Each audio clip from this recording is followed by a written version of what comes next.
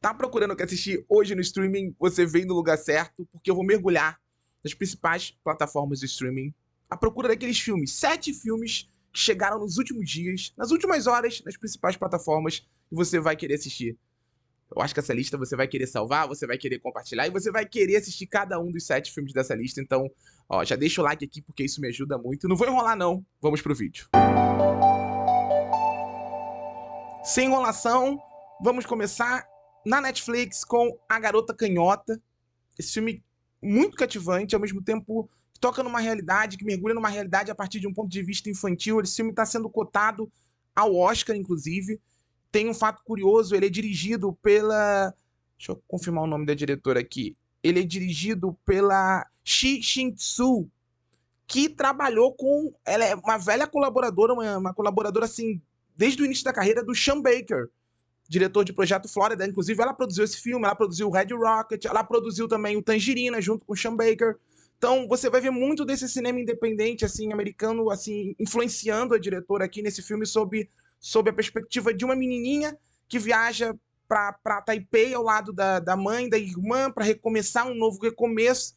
E enquanto ela tá ali curtindo, sabe, uma nova rotina, com alguma liberdade, a mãe e a irmã estão enfrentando problemas, dificuldades, problemas enraizados que são revelados aqui num filme que consegue, com essa linguagem bem cinema independente, câmera na mão, imagem digital, muitas cores, muitas luzes, acessar as emoções das personagens e faz isso assim de forma tocante, muito verdadeira, muito independente e consciente, embora nem sempre se aprofundando como deveria em todos os temas.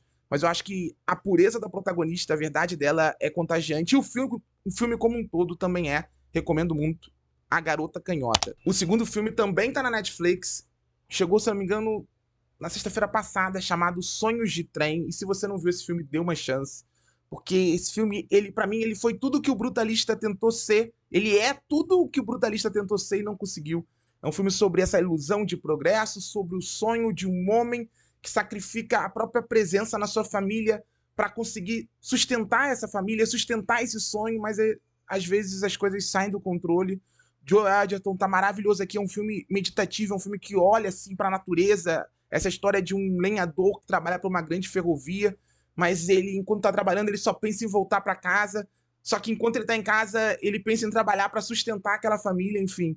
É um filme extremamente tocante, reflexivo, a partir dessa relação homem-natureza, fala sobre a vida, fala sobre o tempo, fala sobre essa ilusão de progresso associada a um padrão de consumo que ele é desigual, que ele não é para todos e que ele sacrifica muitas pessoas no processo. É um filme que ele se passa num cenário aparentemente desconectado do tempo e do espaço, mas ele diz muito sobre a nossa realidade. Vejam, Sonhos de Trem, recomendo muito. A terceira dica também está na Netflix e é um filme precioso chamado O Filho de Mil Homens, estrelado pelo Rodrigo Santoro, dirigido pelo Daniel Gezende, adaptação do livro considerado por muitos inadaptável do Walter Hugo Mãe, e é um filme que ele mergulha na intimidade de um homem, de um menino, numa relação que nasce da solidão. É um filme que une solitários, une pessoas isoladas no mundo desigual, numa história sobre o afeto, sobre o poder do acolhimento no mundo indiferente.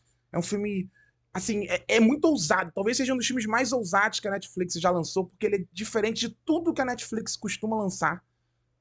E por ser um original Netflix, eu acho que isso deve ser muito valorizado. É um filme com ritmo próprio, é um filme que respeita o tempo dos personagens, com uma narrativa que vai se construindo sem entregar as coisas mastigadas para o público. Filho de Mil Homens, uma beleza de filme. E eu sinto que todo mundo merece dar uma atenção a esse filme, porque tem essa coisa do lançamento do streaming, lançamento da Netflix, é uma coisa menor. Esse aqui não é. Não é mesmo. O quarto filme da lista também tá na Netflix e é A Bruxa de Blair. Gente, eu fiquei muito feliz que esse filme reapareceu na Netflix, porque eu sinto que tem uma geração que ou não viu esse filme ou não tá dando a devida atenção a ele. Tenho visto muitas coisas nas redes sociais. A Bruxa de Blair não é tão assustador, é uma peça de marketing, tá. E, gente, eu discordo muito dessa visão.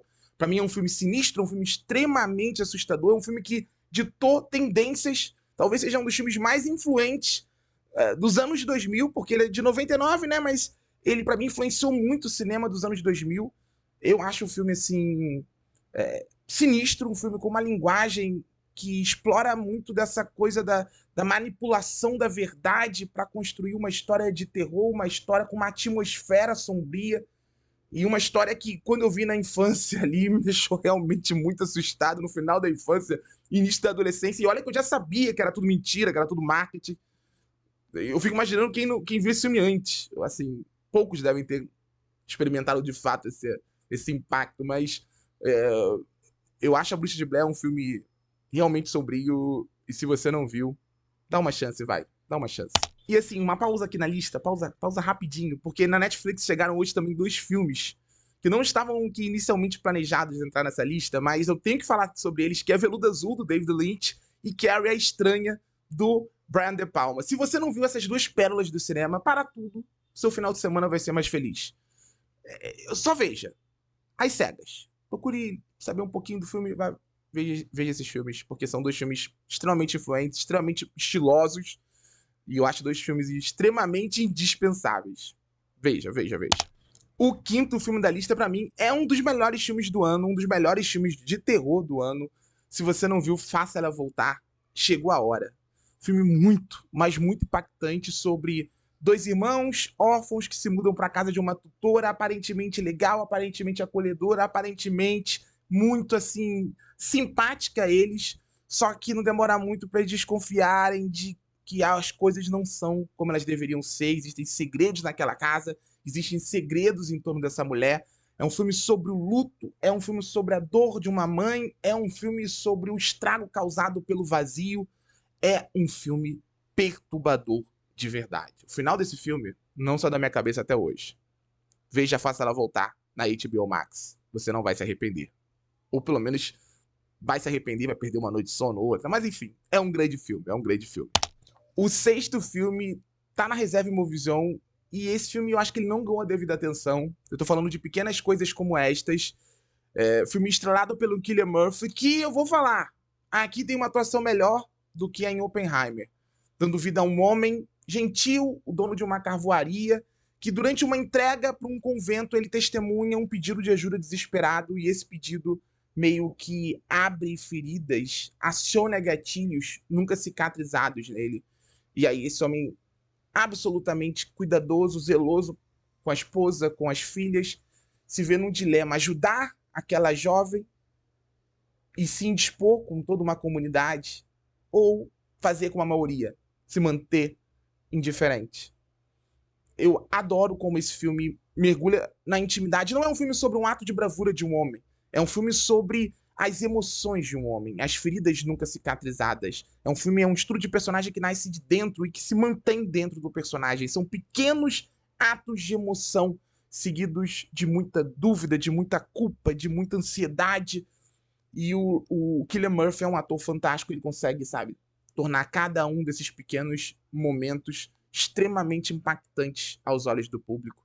Pequenas Coisas Como Estas é um belo drama que eu acho que todo mundo vai querer assistir e está disponível na Reserva Movision. E eu vou fechar essa lista com aquele que, para mim, é um dos melhores filmes de 2025. Pelo menos está no meu top 10, Os Enforcados, filme dirigido pelo Fernando Coimbra, de O Lobo Atrás da Porta, que conta a história de um contraventor, cara assim, meio sem muito poder no mundo do crime organizado, que é convencido pela esposa, uma mulher ambiciosa, que parecia assim um pouco incomodada com a inércia do marido, a dar um passo maior que a perna, a tomar uma decisão. Só que essa decisão o coloca numa posição de poder, e o que ela não esperava é que esse homem fosse se seduzir pelo poder, até mais do que por ela. E eu acho esse filme assim maravilhoso, porque é um filme que ele acontece dentro de uma casa, basicamente. A violência do mundo urbano fica do lado de fora, a gente vai vendo as fissuras dessa relação, sabe? O poder, a ambição corrompendo tudo. E a casa que era abandonada vai ganhando luxo, mas esse luxo vai expondo os personagens. E o que a Leandra Leal faz aqui, gente, pra mim, uma das melhores atuações do ano. Eu não vi nenhuma atuação em 2025 melhor do que a dela. Dê uma chance pros Enfocados, que esse filme é maravilhoso. E o final dele não vai sair da tua cabeça tão cedo, vai por mim. Então é isso, galera. Espero que vocês tenham curtido essas dicas. Deixa o like aqui no vídeo, não esquece de compartilhar ele e de seguir a gente aqui no Barata no Cinema, porque isso me ajuda muito. Tchau!